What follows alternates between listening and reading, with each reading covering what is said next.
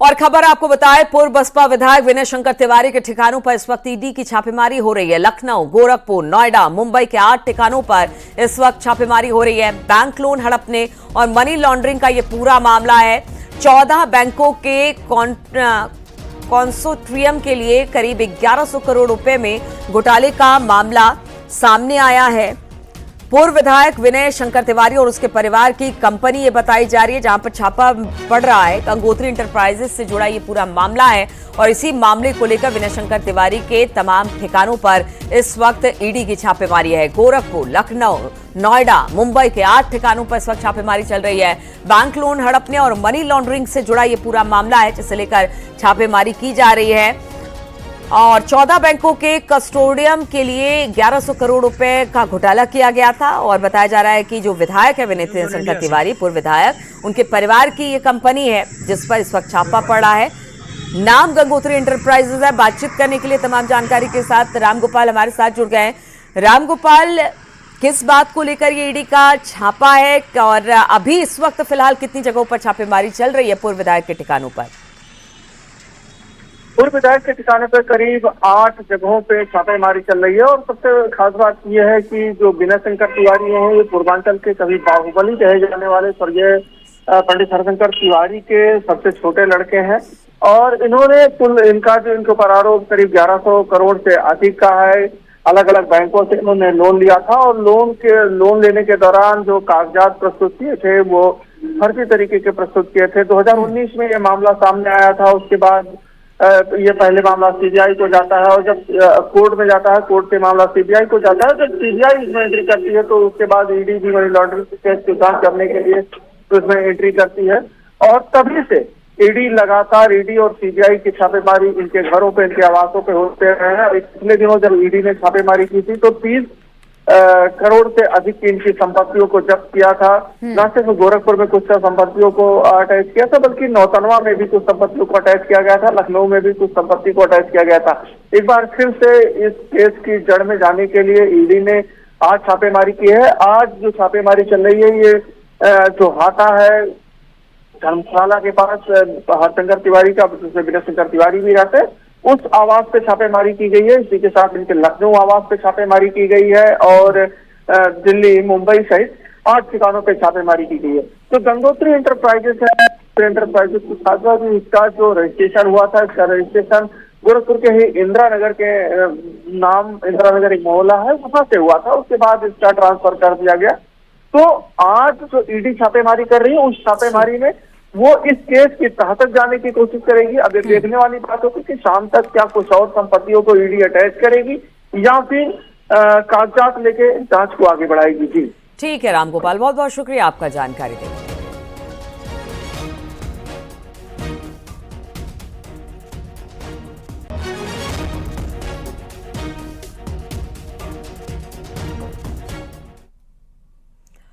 दारुल उलूम देवबंद प्रबंधन ने छात्रों के एडमिशन और परीक्षाओं को देखते हुए महिलाओं और बच्चों के दारुल उलूम में प्रवेश पर रोक लगा दी है। देश विदेश से आए बड़ी तादाद में छात्रों के एडमिशन और परीक्षा की तैयारियों के कारण छोटे बच्चों और महिलाओं के प्रवेश को अस्थायी रूप से प्रतिबंधित कर दिया गया है।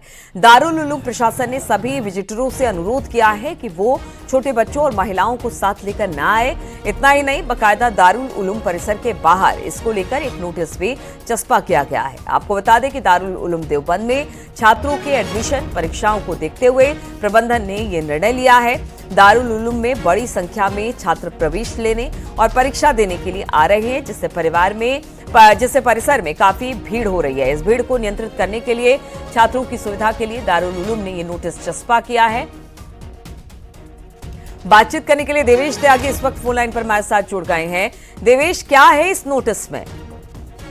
आपको बताना चाहूंगा, दारुल उलूम में आजकल एडमिशन का दौर चल रहा है और एडमिशन के दौर के समय जो एक परिवार है जो बच्चे को छोड़ जाते हैं, उसके साथ में काफी इसके भाई बहन और माता पिता, काफी भीड़ हो जाती है। उसी को लेकर ये नोटिस 15 दिन के लिए जारी किया है कि 15 दिन के लिए फिलहाल वहां पर जो है, जो विजिटर्स हैं और बच्चे हैं और महिला हैं, वह ना आए साथ में। अच्छा, ठीक है, शुक्रिया आपका जानकारी देने के लिए। तो दारुल उलूम देवबंद ने बढ़ती भीड़ को देखते हुए ये कहा है कि देखिए जो भी एडमिशन के लिए यहाँ पर आ रहा है वो कम से कम महिलाएं और बच्चों को लेकर ना आए, जिससे कि भीड़ भाड़ नियंत्रण में रह सके।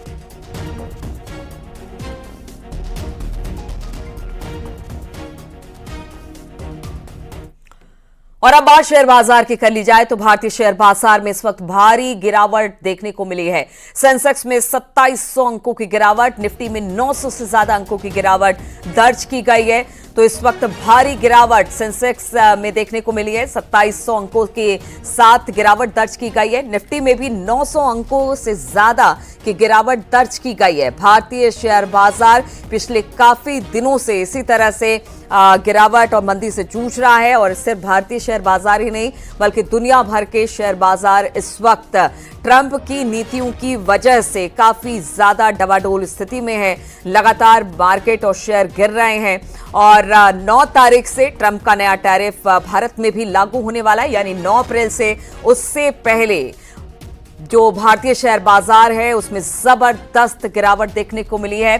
सेंसेक्स में 2700 अंकों की गिरावट, वहीं निफ्टी में 900 से ज्यादा अंकों की गिरावट देखने को मिली है।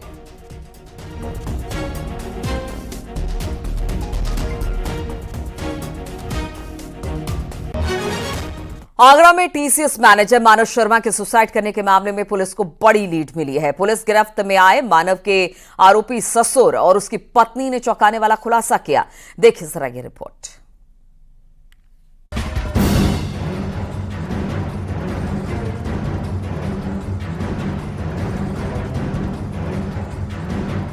टीसीएस कंपनी के मैनेजर मानव शर्मा सुसाइड केस में पुलिस ने अहमदाबाद से उसके ससुर और पत्नी को गिरफ्तार किया है। पुलिस पूछताछ में मानव की पत्नी निकिता ने कई चौंकाने वाले खुलासे किए हैं। पूछताछ में निकिता ने बताया कि मानव की मौत के बाद वो अपने परिवार के अन्य लोगों के साथ पुलिस से बचने के लिए 3 राज्यों में रही। इस क्रम में टीमें लगाई गई थी, 10,000 रुपए का इनाम भी घोषित किया गया था और आज इनको अहमदाबाद से इनको गिरफ्तार कर लिया गया है। इनकी जो पत्नी है और जो ससुर है, इन दोनों को हम गिरफ्तार कर रहे हैं। इनसे पूछताछ की जा रही है और आगे इसमें विधिक कार्रवाई नियमानुसार की जाएगी। देखिए, ये लोग जब मुकदमा लिख दिया गया था तो पुलिस से छुप के लोग भागे फिर रहे थे और हम लोगों ने साइबर टेक्नोलॉजी के साथ साथ सर्विलांस और एसओजी ने मिल करके इसमें काम किया। उनको अहमदाबाद में लोकेट किया गया और वहीं से गिरफ्तार किया। हाँ, ये कह रहे हैं कि पिता के जो मित्र थे उनके पास ही लोग रुके हुए थे और टीम ने इनको लोकेट करके वहां से गिरफ्तार कर लिया। पुलिस की 6 घंटे की पूछताछ में निकिता ने बताया कि मानव की सुसाइड के बाद वो अपने पिता के साथ आगरा के रेलवे स्टेशन पहुंची। वहां से वो सीधे टुंडला अपने रिश्तेदार के यहाँ गई। किसी व्यक्ति से बात करने के लिए ये लोग राह चलते लोगों से मोबाइल मांगते थे। इलाहाबाद हाईकोर्ट से याचिका खारिज होने के बाद जब पुलिस ने गिरफ्तारी की कोशिश तेज की तो ये यूपी छोड़कर राजस्थान चले गए और फिर वहां से अहमदाबाद जाकर नाम बदल कर रहने लगे थे। सर्विलांस की टीम लगातार मानव की पत्नी और ससुर की गिरफ्तारी का प्रयास कर रही थी। 10,000 रुपए का इनाम पुलिस ने इन दोनों पर रखा था, लेकिन पहले ही पुलिस मानव की एक साली को और सास को, दोनों को ही गिरफ्तार करके जेल भेज चुकी थी। लेकिन मानव की पत्नी निकिता और उसका ससुर दोनों अहमदाबाद में एक दोस्त के यहाँ पर रह रहे थे। मुखबिर की सूचना पर पुलिस को बड़ी सफलता मिली और पुलिस ने अहमदाबाद से मानव की पत्नी के साथ उसके ससुर को गिरफ्तार कर लिया। कामिर कुरैशी, न्यूज़ 18 आगरा। और सीतापुर में एक दर्दनाक हादसा देखने को मिला। यहां पर एक मेडिकल स्टोर में दवा लेने आए शख्स को अचानक करंट लगा और बाद में उसकी जान चली गई।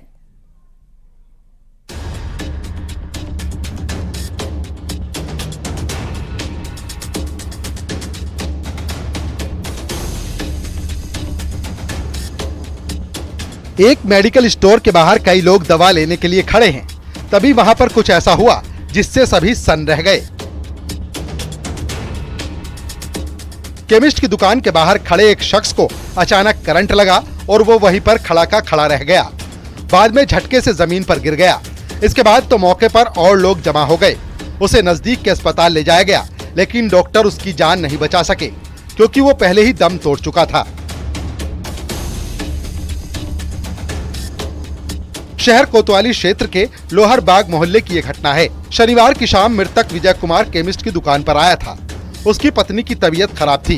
दवा का पर्चा लेकर वो मेडिकल स्टोर पर खड़ा था। अपनी बारी का इंतजार कर रहा था, लेकिन तभी अचानक वहां पर स्टील के पाइप पर करंट आया और विजय उसकी चपेट में आ गया। वो छटपटा रहा था। वहां पर खड़े लोग भी सकते में आ गए। कोई चाहकर भी उसकी मदद नहीं कर सका। पूरा हादसा सीसीटीवी कैमरे में कैद हो गया। यहाँ पर केमिस्ट की लापरवाही की बात भी सामने आ रही है। चश्मदीदों ने बताया कि विजय से पहले एक शख्स आया था, उसे भी करंट लगने जैसा महसूस हुआ। उसने ये बात केमिस्ट शॉप में काम कर रहे लोगों को भी बताई, लेकिन उन्होंने इसे अनसुना कर दिया। विजय की अचानक मौत से उसके परिजन स्तब्ध रह गए। उन्होंने भी केमिस्ट की लापरवाही बताई है। घटना हमारे भाई विजय कुमार थे, वो आए थे पर्चे से दवा सतीश महावर यहाँ की पहले से चल रही थी। तो आज दवा मतलब मरीज को लेकर नहीं आए थे, पर्चे से दवा निकलवाने आए थे यहाँ नवीन मेडिकल स्टोर। ठीक है। वहाँ पे ये पाइप लगा है, वहाँ पे करंट आया है, करंट लग गया है, उनके खत्म हो गए। तो इन तमाम खबरों के साथ इस बुलेटिन में फिलहाल इतना ही। रुकेंगे छोटे से ब्रेक के लिए, लेकिन ब्रेक के बाद भी लगातार खबरों का सिलसिला जारी है। लौटेंगे 10 बजे की खबरों के साथ। है भारत के विकास और वैश्विक प्रभाव का युग, जिसे आकार दे रही है प्रधानमंत्री नरेंद्र मोदी की साहसिक और दूरदर्शी सोच। बने इस ऐतिहासिक मौके का हिस्सा, जहां वो रखेंगे एजेंडा युवा सशक्तिकरण और नई सोच को बढ़ावा देने के साथ भारत को वैश्विक नेतृत्व में ऊंचाइयों तक ले जाने का। सिर्फ न्यूज़ 18 राइजिंग भारत समिट 2025 में